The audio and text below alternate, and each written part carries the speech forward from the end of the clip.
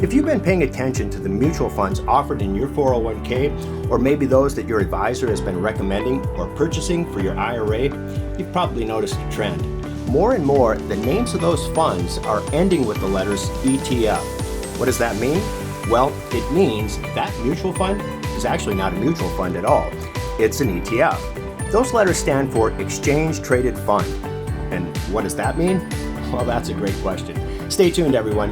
Investing, the difference between exchange traded funds and mutual funds, coming up.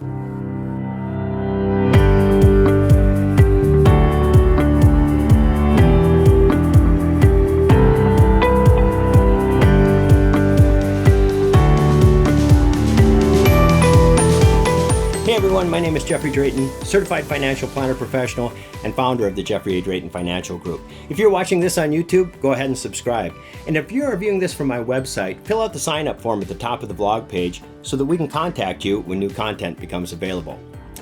Most of us are pretty familiar with mutual funds, and that's understandable. They've been around for a long time, and they've been a popular investment option because they offer a number of advantages to individual investors, advantages that would be difficult to accomplish otherwise. They make it possible to achieve a high level of diversity in one's portfolio. They offer the potential for professional management, and in some cases, they even give investors access to certain types of investments that might be less accessible otherwise.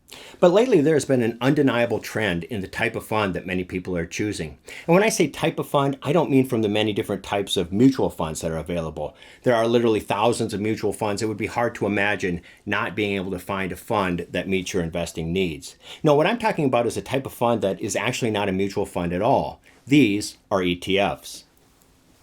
I found, speaking to clients and prospective clients, something one learns pretty quickly. There's not a great understanding as to what the difference between mutual funds and ETFs is. Something I've heard more than once is, yes, I know what ETFs are. They're index funds. No, that's not it. Yes, ETFs can be index funds, and it certainly wouldn't be difficult to find ones that are, but there is nothing that says ETFs must be indexed, and some ETFs are actively managed. Furthermore, there's no shortage of mutual funds that are index funds, so how can that be the difference? The difference between ETFs and mutual funds is actually entirely contained within the name. As I said in the opening, ETF stands for Exchange Traded Fund, and that's the difference. ETFs trade on exchanges, just like stocks. Mutual funds don't. But I get it, that fact alone is pretty meaningless to most investors. So the real question is, what does that mean? How is that significant to me as an investor? So I'm going to talk a little about how mutual funds are bought and sold and how that differs from an ETF or a stock. And most importantly, what some of the consequences of those differences are. To do this, let's start with mutual funds. For many of us, the purchase of an investment, just about any investment, likely starts with us placing an order with our brokerage firm. You likely go online, log into your account, and place your order. So where does that order go? Meaning, where does your broker go to fill that order? Realize your brokerage firm is likely not the source of that investment, any more than Walmart, Amazon, or any other retailer is the source of any of the products they sell. Nobody at Walmart is assembling blenders or coffee makers or growing bananas in the back room. They're simply selling products that they source from a manufacturer or supplier elsewhere. Brokerage firms work the same way. So when you purchase a mutual fund, where does your broker go to get those shares? In the case of mutual funds, they go directly to the investment company. Investment companies are the category of company that create mutual funds. To buy your mutual fund shares, your broker will need to go to whichever investment company it is that created it. Mutual fund shares are bought and sold directly from their source. So if it's a Vanguard fund, your broker will need to go to Vanguard. If it's a BlackRock fund, BlackRock, so on and so forth. If you are buying shares, your broker will need to go to that investment company to purchase the shares, and if you are selling, they will also need to go to the company to redeem them. It's the investment company that both sells and buys back the shares of a mutual fund. We say that mutual fund shares are bought and sold on the primary market. That means directly from the issuer, the source of the shares. For the majority of mutual funds, those shares are what we call continuously issued, which means the investment company is free to issue shares whenever they need more, and they redeem or buy back those shares whenever they need less. So imagine I'm going to buy shares in a mutual fund. Let's say the mythical ABC Company's Super Spectacular Fund, ticker symbol ABCSSF. I want to invest $10,000.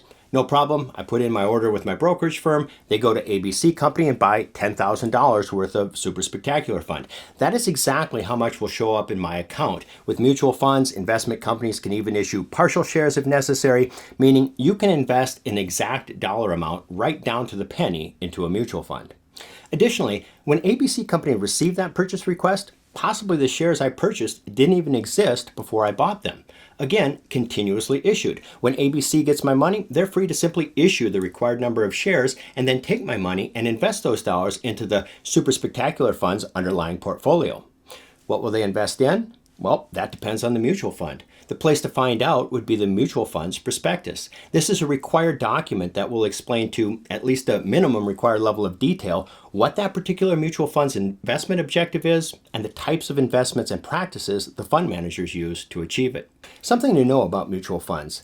Because they are continuously issuing and redeeming shares, this allows the price of mutual fund shares to remain constant at what is referred to as net asset value, often simply stated as NAV.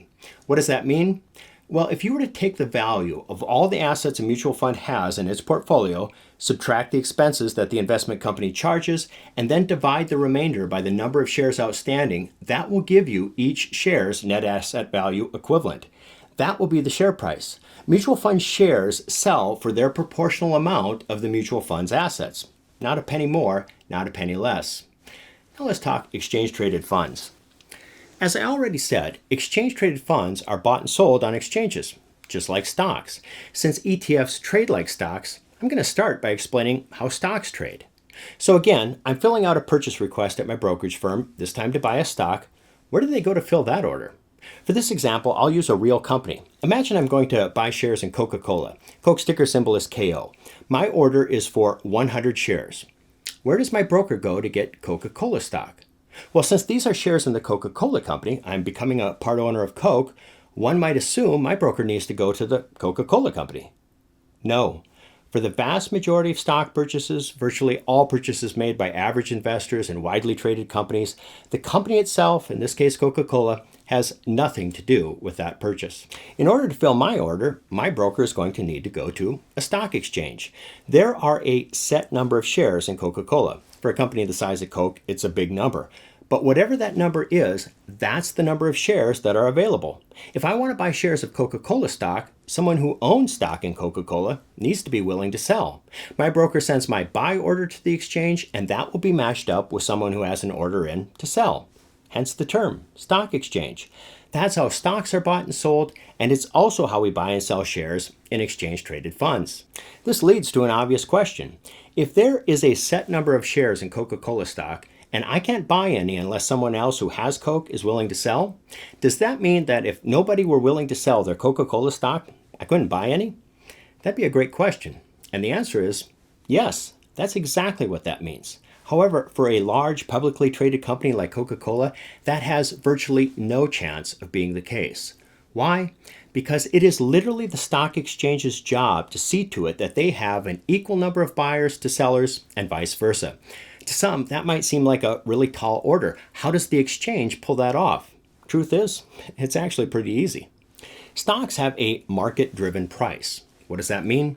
It means that the price for a stock is solely determined by one thing: supply and demand. You know, in another part of my life, I teach a course at a local university to certified financial planner candidates. As part of the investment portion of that course, I always like to ask the question, what determines the price of a stock? These are people who often have degrees in finance, economics. I often get some really sophisticated sounding answers. Things like the price to earnings ratio, forward earnings projections. Maybe they'll talk about market cycles or breakout price points and resistance points. And what's my answer to all of that? Wrong.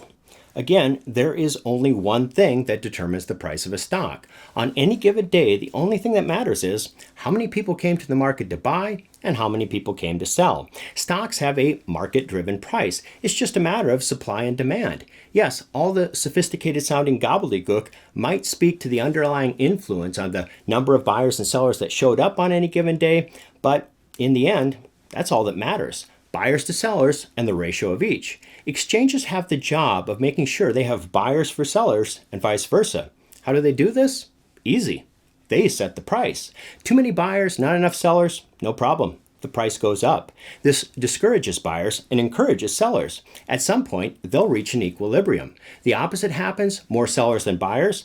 Now the price goes down. How far? Again, until those numbers balance.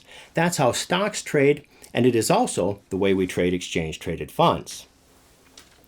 So, if ETFs trade like stock, they have a set number of shares and a market-driven price, does that mean that the price of ETF shares will always be equal to net asset value, just like mutual funds? No, it won't. It would only be an unlikely coincidence should the share price of an ETF be identical to NAV, which is to say, equal to the proportional value of the fund's underlying assets. Sometimes ETF shares sell at a premium. This means the cost of each share is greater than the value of assets that share represents. Sometimes they sell at a discount, which means the opposite is true. That said, the market isn't blind to the net asset value of an ETF. For this reason, the NAV and market price of ETF shares rarely become wildly out of sync, and this is true in either direction. But it is something to be aware of when trading in ETFs. However, there are a number of advantages to the ETF system of trading and share purchase. A few of the reasons ETFs have become popular is tax efficiency and generally lower fees. How do ETFs accomplish that? Well, let's start with tax efficiency. At the end of the year, an investor in a fund, ETF or mutual fund, it doesn't matter which, is going to receive a 1099. It's a 1099 DIV, which reports to that investor their proportional interest and capital gains from the fund. Capital gains come from buying and selling assets. So one might think, if I held the fund for the entire year, how can I have a capital gain? I didn't buy or sell anything. Well, maybe you didn't. But within the fund's portfolio, the fund managers might have. You will be responsible for your proportional share of any gains generated. Do you remember when I bought my $10,000 worth of Super Spectacular fund? Imagine that right after I invested in Super Spectacular, Bill Gates decides he's going to invest in that fund too. Bill puts in an amount of money that represents a similar percentage of his net worth that my $10,000 represents to me. So Bill invests, I don't know, $100 million. Is that a problem for ABC Company? Do they have $100 million worth of Super Spectacular Fund shares lying around? No, it's not a problem at all. Remember, most mutual funds are open-ended. Their shares are continuously issued. ABC Company will take Bill's $100 million, issue the corresponding number of shares, and then invest the money into Super Spectacular's portfolio in whatever assets are in accordance with the fund's prospectus. Now let's say it's 6 months later. Super Spectacular has done well, and Bill decides he wants to cash out. Now what happens? Well, Bill puts in his sell order, and for a dollar amount like that, it's likely that Super Spectacular Fund doesn't have that kind of cash in the portfolio, such that they can just instantly redeem Bill's shares. Again, not a problem. The fund managers will simply sell off portfolio assets until they can get Bill his money. They raise the cash, Bill gets his money, all is well. Except, now I'm likely going to have a capital gain at the end of the year. And if my Spectacular Fund shares are in a taxable account, I'm going to have to pay taxes on that gain. I didn't sell any shares. ABC Company didn't have to sell any assets because I was doing a redemption, but that doesn't matter. I'm a shareholder in the fund. This is where I get to experience the mutual in mutual fund. The fund generated capital gains. I'm going to have to pay taxes on my proportional share of those gains. Had Super Spectacular Fund been an ETF, none of what I just described would be true. You see, were this an ETF, when Bill went to buy his shares, his order wouldn't have been going to ABC Company, it would have been going to the market. Bill's order would have been filled by finding enough current holders of that ETF's shares willing to sell to equal the amount that Bill wanted to buy. No underlying assets in the fund would need to be bought to fill Bill's order. That's not how an ETF works. And when Bill goes to cash out, again, that's an order going to the market. There will need to be other investors found willing to buy Bill's shares. Bill's cash is going to come from them. In an ETF, when shares trade, portfolio assets can remain untouched. ETF shares are not issued and redeemed. They're traded. Remember, that's the T in ETF. Yes, you can have capital gains and losses in an ETF also, and you certainly will have if you sell your shares. That would be identical to having bought or sold a stock. But the trading I described earlier for Bill's mutual fund purchase isn't simply built into the way an ETF is bought and sold like it is for mutual funds, and therefore ETFs do have at least the potential to be more tax efficient. Furthermore, as one might imagine, because the investment company doesn't need to constantly issue and redeem shares and do the kind of portfolio management that system requires, they likely have lower administrative and management costs associated with ETFs. And when one looks at the expense ratios of ETFs and compares those to their mutual fund counterparts, that generally is the case. Also, mutual funds sometimes have sales costs built into their expense ratios. These are charges that the investment company might use to pay some brokers or investment advisors to promote or recommend their fund. These are not expenses one would find in an ETF. So, what's not to like about ETFs? They have the potential for greater tax efficiency. They generally have lower expenses. Why would anybody ever choose to invest in a mutual fund? Well, remember again, ETFs have a market-driven price and don't sell for NAV. Imagine you had some money that you didn't want to put into the market because you really need some principal protection for these dollars. You're hoping not to lose anything on this money. Still, you would like some investment return, at least something better than what a money market fund is paying. So you decide to put this money in, say, a short-term bond fund. You think that's safe enough. But now interest rates start to rise. That's something that generally hurts the value of a bond portfolio, and your shares start to lose value. If this is a mutual fund, your loss is limited to the loss that is experienced by the lower value of the bonds that the mutual fund holds. Mutual funds trade for NAV. Loss in the value of the portfolio is the limit to the loss you can have. Not so in an ETF. Remember, ETF shares can sometimes sell for a discount, meaning not only can the NAV of the portfolio take a hit, but maybe the ETF shares themselves start to fall relative to the assets the fund holds. With an ETF, the value of the shares could cut you twice. Hey everyone, I hope you enjoyed that video. As you can see, when it comes to choosing between mutual funds and ETFs, there's a lot to consider. For thoughts that are specific to your situation, I really encourage you to speak with your, hopefully, certified financial planner professional. Your CFP Pro has both education and experience that should help you to find the right investments to achieve your financial planning and wealth management goals. I'm Jeffrey Drayton. Thanks for watching.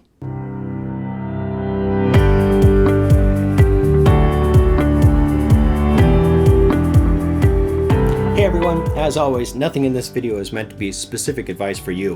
Advice like that can only be had by working with a financial planner, someone who knows you and your situation. I would encourage you to seek out someone who is a certified financial planner. This is signified by the letters CFP with the registered trademark sign following his or her name. I would also encourage you to work with a fee-only financial planner. Now that's two words, fee only. Not fee-based, not fee plus commission. Both of those terms mean that the planner or advisor can receive commissions and is therefore not free of the conflict of interest inherent to commission sales. Again, I'm Jeffrey Drayton. Thanks for watching.